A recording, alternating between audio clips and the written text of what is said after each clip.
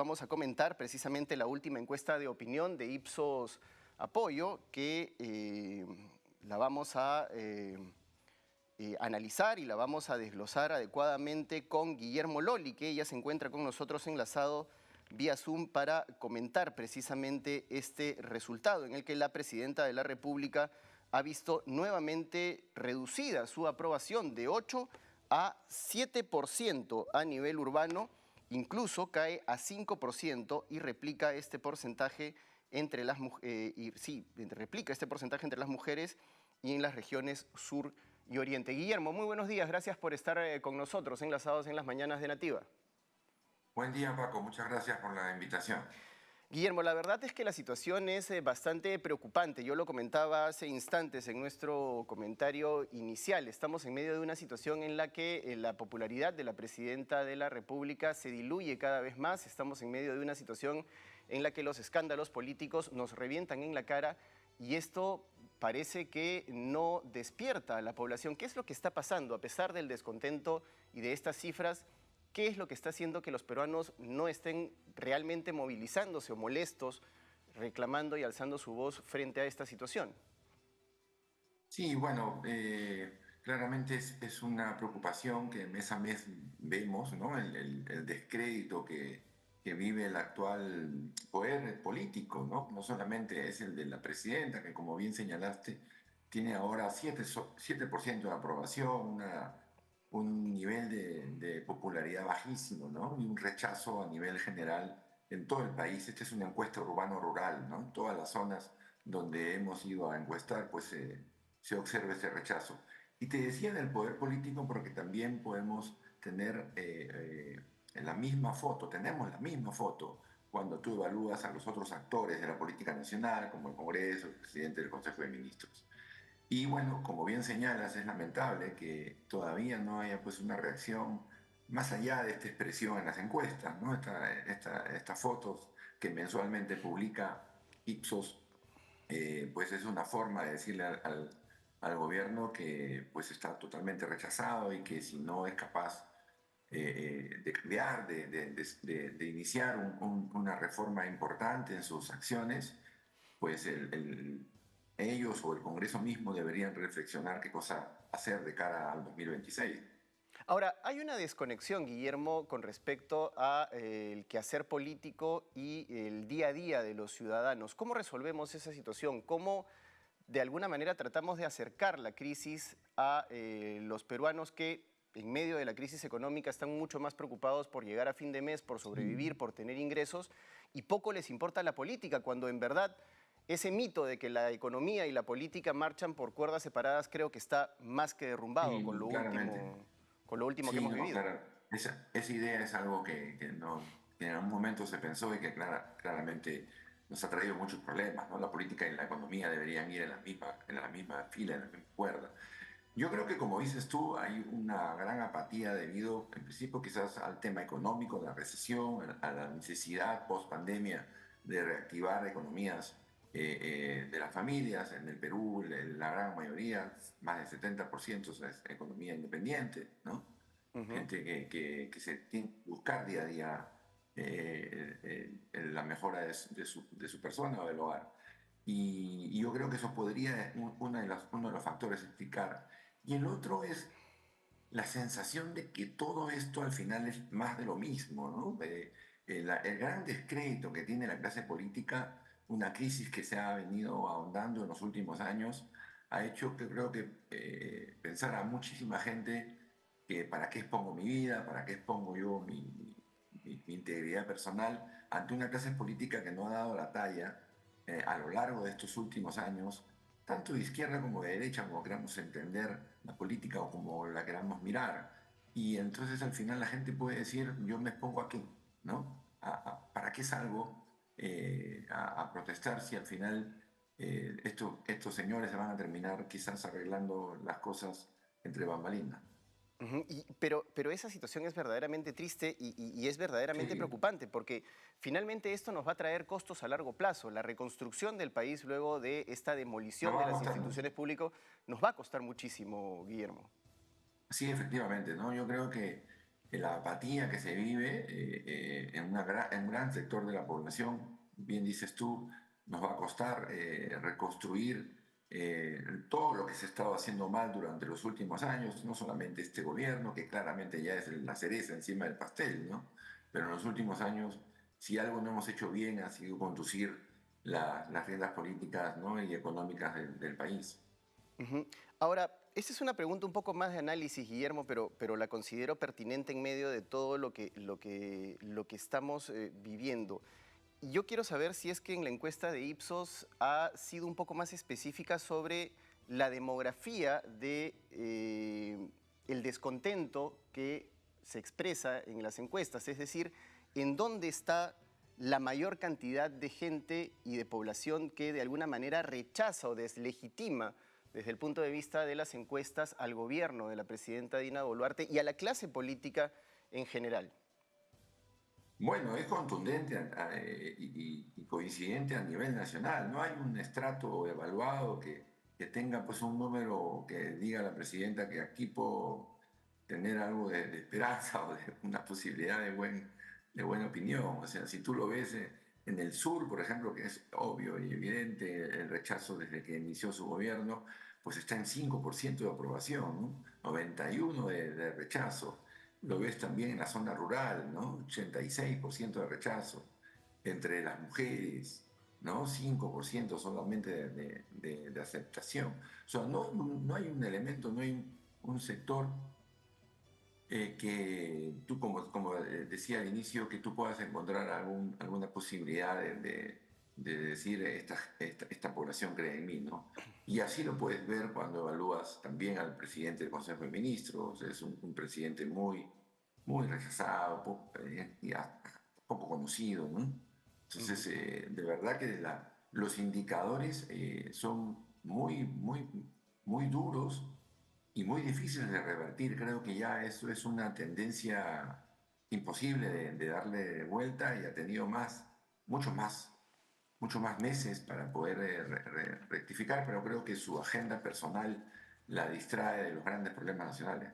Ahora, dentro digamos, del carrusel de funcionarios, yo he estado revisando ayer la encuesta un poco detenidamente con respecto a todas las personas que son evaluadas dentro de la encuesta que ustedes realizan. Y la verdad, Guillermo, es que no hay un solo sector en el que la presidenta de la República tenga algún capital político o social importante. Es decir, prácticamente ninguna de las carteras registra un índice de aprobación siquiera moderadamente decente como para hablar de legitimidad, como para hablar de acciones concretas. En carteras como MIDIS, por ejemplo, o carteras como educación, la verdad es que las cifras son lamentables. ¿Qué es lo que va a pasar, digo yo, con cifras tan bajas y tan lamentables y funcionarios tan inoperativos frente a todo lo que está ocurriendo? Sí, efectivamente, ¿no? Bien lo señalas, las cifras pues son lamentables, ¿no? Para llorar. No hay una institución y no hay una, en general, personalidad dentro del Poder Ejecutivo que pueda ser pues respaldada, ¿no? Así es muy difícil llegar a cumplir lo que la Constitución manda en un gobierno, ¿no? Va a ser muy complicado, la pérdida de legitimidad es contundente y creo que este es un gran momento para que la clase política revise lo que está sucediendo y plantee un escenario de salida, porque con estos niveles de popularidad, creo que no hay un gobernante en el mundo que pueda pues, llegar a la meta, ¿no? Claro, lo que hemos visto y lo que hemos podido escuchar durante los últimos meses es que quieren llegar al 2026. ¿Es sostenible, es posible llegar al 2026 con un descrédito y una deslegitimidad tan grande? Es muy complicado, ¿no? De cara al análisis frío de los números, pues es muy complicado poder gobernar con este nivel de rechazo. Y se observa cuando la presidenta viaja y hace alguna actividad, ¿no? En vivo, en persona, se escuchan voces, se escuchan gritos, ¿no? Y para esto está la lectura de las encuestas. O sea, claramente es lamentable, pero tenemos un poder ejecutivo rechazado por completo y un poder legislativo que tampoco debemos olvidar, rechazado también, Así y es. que increíblemente se siente muy poderoso, pero que no se da cuenta que también tiene un alto rechazo de la población. Y frente a esta situación, lamentablemente tendríamos que hablar ya prácticamente de un cogobierno entre el Ejecutivo y el Legislativo, es decir, ya la disolución completa de la separación de poderes, porque vemos a un legislativo que está más interesado en legislar a favor de sus propios intereses y de alguna manera sostener lo más que pueda a Dina Boluarte hasta lograr lo que finalmente les interesa y en determinado momento, como pecó de sinceridad la congresista Norma Yarrow, probablemente decirle a la señora Boluarte hasta aquí nomás y proceder con este cambio constitucional que es lo que corresponde. Sí, no, en anteriores encuestas hemos logrado identificar esa opinión, ¿no? O sea, se considera que hay una alianza, que los principales partidos tienen alguna relación cercana al Poder Ejecutivo, ¿no? Y la percepción en este momento, en la encuesta que publicamos el día de ayer, es que este gobierno es débil, ¿no? Y el Congreso tiene concentra en la percepción de la opinión pública el poder en el país en este momento, ¿no?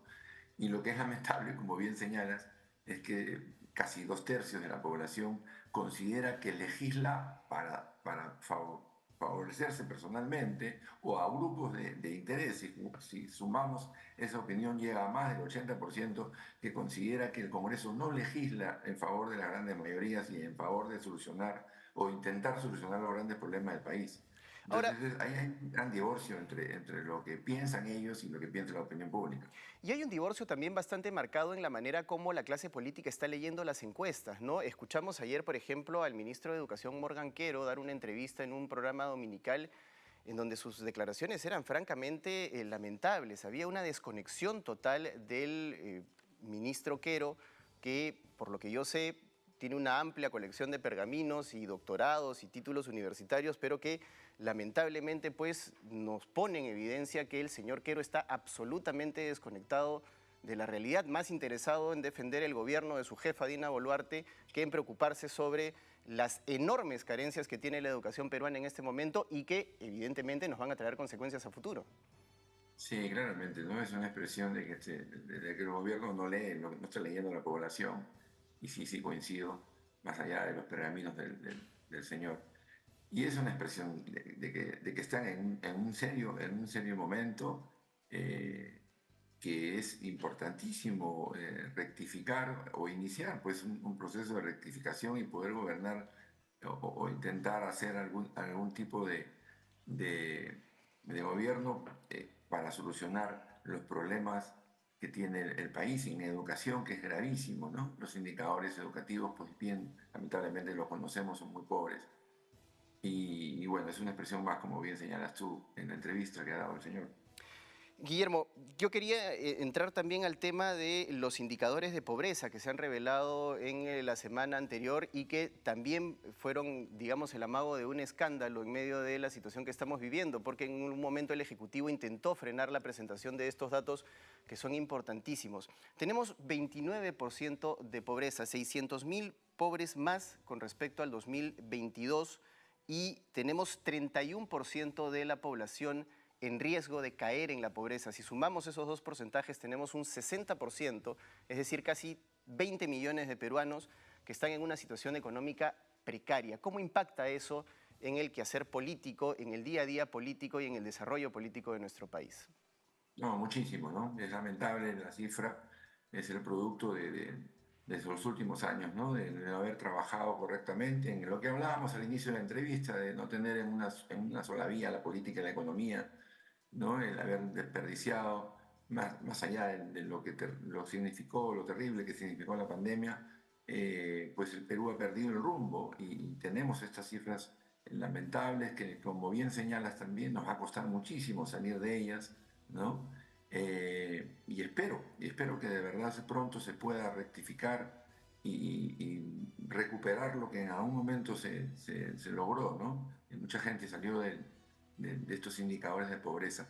Eh, es uno de los momentos más complicados que puede vivir la República y espero que la clase política, nuevamente lo menciono, pueda revisar sus actos y empezar quizás el cambio que mucha gente está reclamando. El gran tema es hacia qué tipo de cambio, ¿no? Así es. Muchas gracias, Guillermo, por haber estado con nosotros esta mañana en Nativa. Ha sido Guillermo Loli, director de estudios de Ipsos, Gracias. quien ha comentado con nosotros precisamente las cifras. Preocupante, porque en medio de esta situación tenemos además la cifra más alta de peruanos, sobre todo jóvenes, que se van de este país y que no piensan regresar. Es una fuga de talentos que también, evidentemente, nos va a costar muchísimo a largo plazo y que muy probablemente no podamos reconstruir.